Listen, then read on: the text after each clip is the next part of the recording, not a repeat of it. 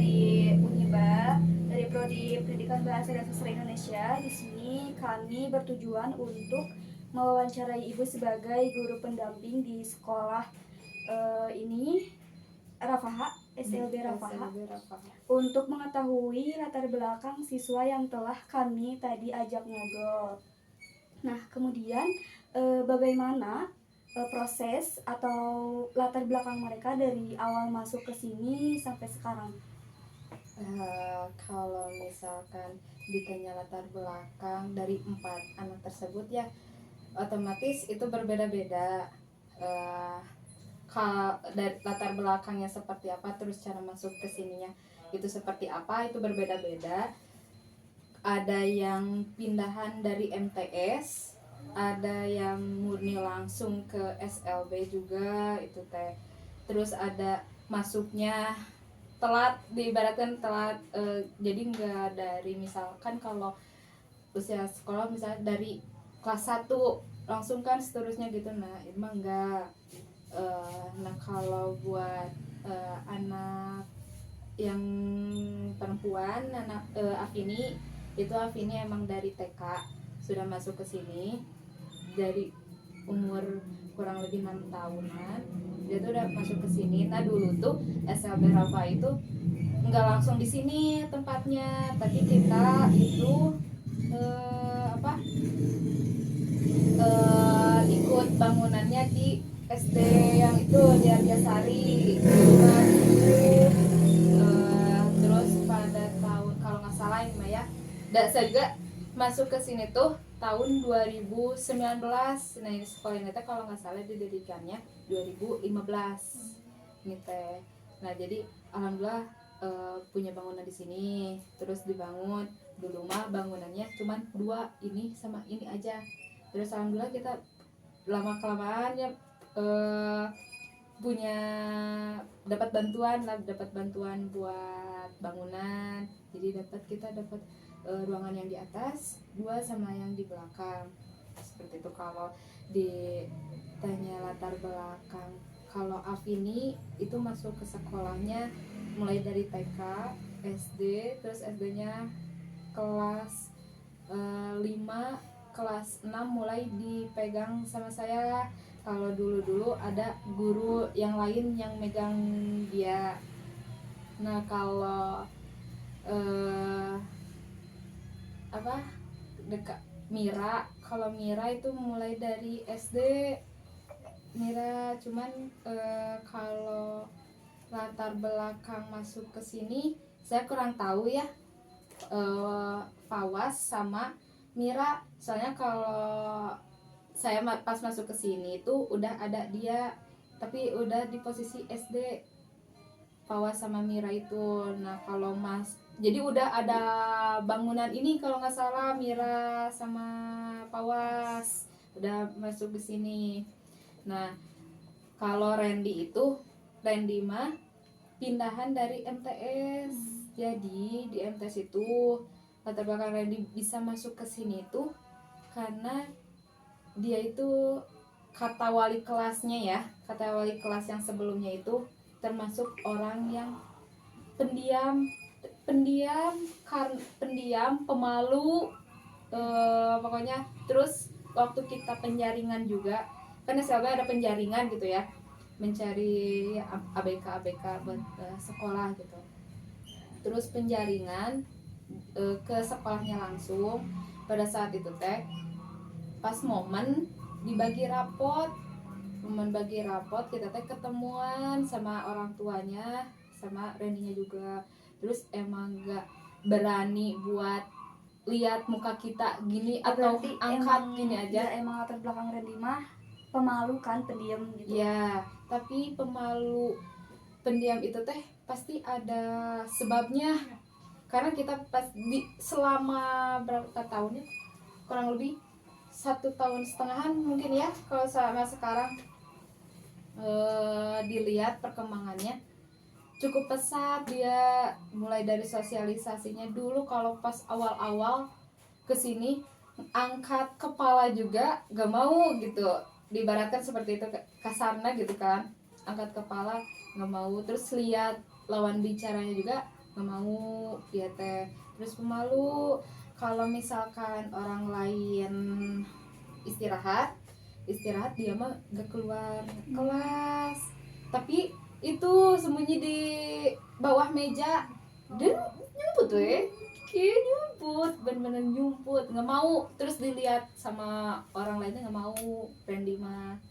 Terus kalau ada yang berpusat sama dia nggak mau, nyumput, bener-bener nyumput gitu kan. Terus bahkan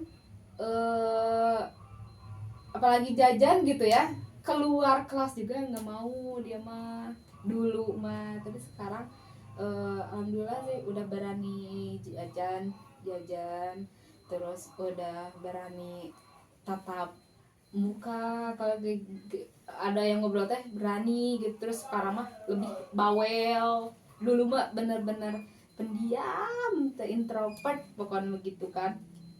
Terus eh terus dia tuh kayaknya ya, dia tuh korban bully di MTS-nya. Jadi dia tuh menunjukkan perilaku yang seperti itu. Jadi benar-benar kalau misalkan ada kegiatan apa-apa, ketemu sama mamahnya atau bapaknya yang ikut kegiatan itu teh nggak mau. Jadi pengen nggak usah hadir gitu. Soalnya kan katanya dengar dari cerita mamahnya teh dulu juga pas sekolah di MTS itu teh, kalau dianterin kan jauh mungkin ya, dianterin terus dari jauh ada temannya teh harus turun langsung gitu. Nah, kayaknya emang suka diejek mungkin kayak gitu. Terus sering hilang uang gitu di sekolah yang dulu teh. Nah, awal-awal oke gitu dulu mah uang teh gak ada gitu, gak ada. Terus kalau ditanya ya uangnya kemana gitu, dibuang gitu. Jadi nggak tahu ya dulunya seperti apa di MTS-nya itu. Jadi ya saya teh nggak berani jajan gitu, nggak berani keluar rumah kelas. Terus bahkan sekarang juga belum berani sih, sekarang tuh ya belum berani ke toilet sendiri dia tuh. Soalnya nggak tahu kan, suka ditanya kayak gitu, Randy sok dibully gitu di sekolah, pernah gitu di kumaha dikunci cina di kelas gitu. Dan itu dikunci di kelas, di toilet pernah dikunci, pernah cina gitu. Jadi sih Iya, jadi ya. Terus kelihatan sekarang tuh dia tuh kalau mau ngajak apa-apa, terus misalnya dia jajan, nawarin atau makan gitunya, makan berdua gitu, nawarinnya teh ke yang lebih apa ya, lebih ibaratnya kasarnya gitu, lebih ke yang kuatnya gitu, gendingan ke yang menjadi alfa di suatu kelompok itu. Jadi yang itu gitu. Soalnya dia teh kayak yang ada trauma, dijauhin sama teman-temannya gitu, seperti itu. Terus kalau ditanya keterbatasan hambatan dari 4 anak tersebut, itu semuanya termasuk tunagrahita, cuman IQ-nya pasti berbeda kan. Tunagrahita itu kan ada 4 kualifikasi, ada yang berat, sedang, ringan, ada sangat berat. Jadi kalau ditanya IQ, mungkin Randy lebih tinggi dari yang ketiga itu. Soalnya kalau pelajaran juga cepat masuk kayak gitu. Cuman yang bermasalah itu dari teh sosialisasi, nah gitu, lebih ke sosial emosinya gitu. Kalau untuk Fawas tadi kan sempat ngobrol ya, tapi kurang jelas pelafalan. Nah ya, kalau Fawas itu kan bermasalah dari, kalau Fawas itu mikrosefalus ya, jadi kepalanya kecil, lihat kan, kepalanya kecil, tapi itu teh rahangnya juga kan kecil, tapi giginya banyak. Jadi itu teh itu salah satu penyebab Fawas kalau bicara nggak jelas pelafalannya itu. Terus kan jadi terlalu banyak giginya, terus rahangnya Jadi susah kecil buat ya, terus dia tuh belum bisa menampung air liur. oh iya.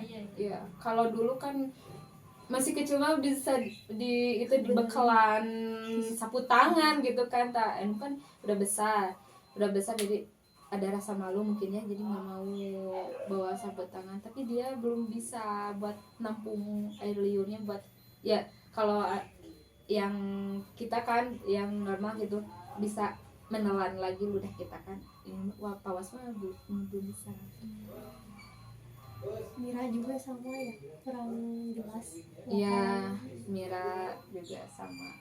Seperti itu. Jadi rata-rata kan kalau anak tunagrahita itu lebih apa? Ada juga yang hambatannya itu dari bicara. Jadi bicaranya kurang jelas, terus pembendaharaan katanya juga kan nggak seluas kayak kita gitu. Terus seperti Rapin kan bicaranya itu kata Sunda mah kacapangan gitu kan, jadi dengan sabarnya dia segitu itu tuh diulang-ulang gitu seperti itu. Nah, kemudian ada kendala atau kesulitan gak sih Bu ketika menghadapi mereka? Kalau kendala mah pasti ada ya. Kita juga apalagi kan di kuliah itu ya, kita kan ngambilnya misal kebanyakan kalau di sini kuliah ngambil space-nya itu space C tunagrahita. Cuman kan tunagrahita itu beragam ya. Terus cara metode pembelajaran juga, model pembelajaran juga pasti berbeda. Nggak mungkin banyak anak terus di satu metode pembelajaran gitu kan, nggak mungkin gitu tuh. Jadi pasti kendala mah ada ya, kita sebelum cuman ya di sebelum pembelajaran dimulai kita teh ada namanya asesmen awal. Jadi kita lihat kemampuan anaknya apa di bidang apa, terus minat bakatnya seperti apa gitu si anak itu teh, terus kelemahannya juga apa. Jadi satu anak teh di asesmen gitu, dilihat kemampuannya seperti apa. Jadi kita nanti bisa menyesuaikan dari pembelajarannya seperti itu.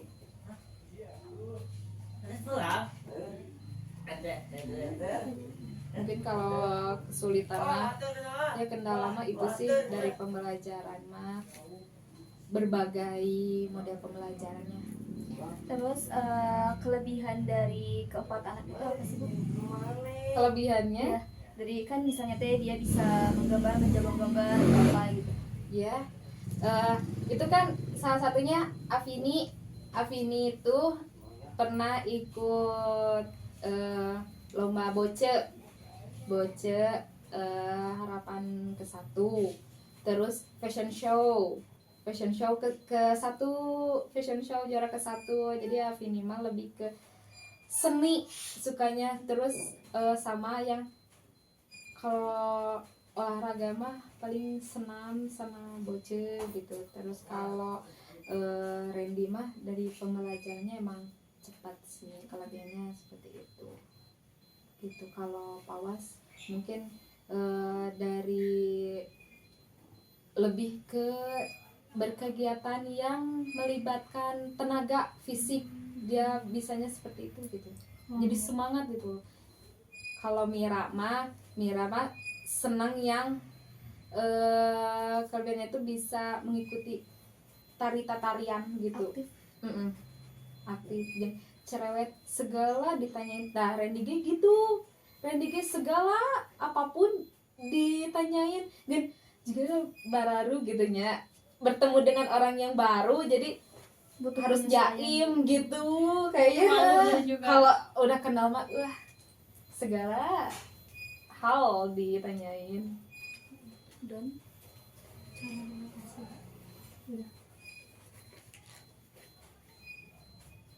udah suka ini nggak sih Bu? Kayak tantrum gitu. cara mengatasi anak yang seperti itu. Kalau dari 4 anak yang tadi mah, kalau tantrum mah enggak sih, Cuman aktif aja. dia aktif aja. Cuman ya kalau kan apa sih, anak di reguler juga kan sama wae ya, kalau bisa ada suka ngebecandain gurunya gitu kan, sama sih di anak di SLB juga kayak gitu. Cuman kan kita tujuan dari sekolahnya kan nggak ke akademik ya, jadi lebih ke apa, ke Kemampuan Keterampilan. keterampilan, terus di Adaptasi. pengembangan dirinya gitu kan, lebih berpusat ke seperti itu gitu ya, kemampuan atau perkembangan sedikit pun dari anak itu harus kita apresiasi gitu kan. Itu tujuan di SLB mah, jadi nggak semua anak maju atau berkembang karena akademik, nggak seperti itu gitu. Kita lihatnya dari perkembangan anaknya seperti apa, lebih ke prosesnya kita lihat gitu. Baik, Ibu, terima kasih atas waktunya. Mohon maaf mengganggu waktunya. Assalamualaikum warahmatullahi wabarakatuh. Perkenalkan, nama saya Amelia Rahmadani. Saya mahasiswi semester 3 dari Universitas Muhammadiyah Bandung. Di sini saya akan mewawancarai Anda terkait program kampus mengajar, karena kebetulan Anda mahasiswa yang terpilih program kampus mengajar 7. Baik, wassalamualaikum warahmatullahi wabarakatuh. Perkenalkan, nama saya Tri Murni. Saya mahasiswa semester 5 dari Universitas Balai Bandung. Oke, baik, silahkan. Langsung saja ya. Pertanyaan yang pertama, apa saja persyaratan untuk mengikuti program kampus mengajar? Persyaratan yang pertama itu kita harus mencantumkan nilai atau nilai hasil mata kuliah selama 3 semester tersebut. Awalnya kan saya juga semester 3 mengikuti program tersebut. Kemudian CP dan membuat esai. Baik. Selanjutnya, bagaimana cara Anda agar lolos dari program tersebut? Cara lolos dari program tersebut ialah yang pertama, kita mengikuti atau mengisi soal yang diberikan oleh program tersebut. Yang kedua, kita diwawancarai oleh pusat. Kita harus bisa menjawab pertanyaan-pertanyaan yang telah diberikan. Udah? Lalu selanjutnya, apa sih perasaan Anda saat lolos program tersebut? Perasaan saya ketika lolos gimana ya? Campur aduk sih. Yang pertama senang, yang kedua juga sedih ya. Senangnya kenapa? Ya saya bisa mengikuti program ini di mana teman saya ada yang gak lolos gitu kan. Jadi kayak peluang banget. Tapi di satu sisi teman saya yang satunya lagi kan ada yang lolos, ada yang enggak. Sedih banget, jadi gak bisa bareng-bareng gitu. Baik, lalu selanjutnya, bagaimana pengalaman Anda mengikuti program kampus mengajar? Banyak sih ya pengalaman untuk mengikuti program kampus mengajar. Yang pertama, kita menjadi tahu bagaimana metode yang diberikan kepada siswa sekolah dasar, cara mengetahui sifat dan sikap siswa tersebut, cara mengelola kelas, metode pembelajaran yang efektif untuk diberikan kepada siswa, dan kita juga jadi mengetahui bagaimana sistem sekolah di sana, dan numerasi dan literasi ya, keadaan literasi dan numerasi di sekolah dasar. Baik, selanjutnya, apa yang kamu pelajari dari program ini? Tentunya banyak sekali ya yang saya dapat dari program ini, yaitu kita jadi berpikir kritis, terus tuh mendapatkan sertifikat dari program kampus mengajar, dan tentunya kita juga dapat uang bulanan dari program tersebut. Selain itu kita jadi cakap berkomunikasi dan meningkatkan empati kita. Lalu, apa yang menjadi tantanganmu selama mengikuti program ini? Tantangan untuk mengikuti program kampus mengajar ialah yang pertama, teman. Kita harus menurunkan ego masing-masing. Yang kedua, dari siswa, banyak sekali kan karakter dan sifat siswa kan. Jadi kita tuh harus tahu bagaimana caranya untuk menstabilisasi sifat dan karakter siswa tersebut. Baik, selanjutnya, apa yang menjadi momen berkesan selama mengikuti program ini? Momen yang paling berkesan itu ketika ada di era Ramadan. Kenapa di era Ramadan? Karena kita diikut sertakan dalam kegiatan tersebut. Dari pesantren kilat, buka bersama. Selain itu, kita juga diikut sertakan dalam berbagai lomba. Tentunya dari PAI, sekecamatan Cangkuang, dan lomba pohon gelis, di mana itu adalah untuk menumbuhkan atau meningkatkan literasi sekolah kita. Baik. Bagaimana kamu berinteraksi dengan anak didikmu?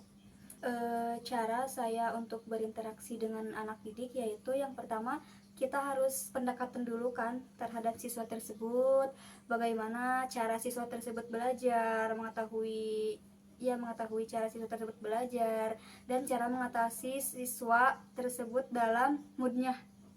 Gitu aja sih. Yang terakhir ya, bagaimana kamu melihat perkembangan karakter anak didikmu? Nah, melihat perkembangan anak didik yang diajarkan oleh kami, yang pertama kan tujuan kita datang ke sekolah ini itu untuk meningkatkan sistem literasi dan numerasi di sekolah ini. Cukup baik ya, cukup meningkat.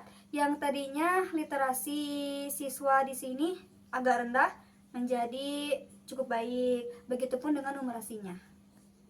Baik, cukup sekian pertanyaan yang bisa saya ajukan.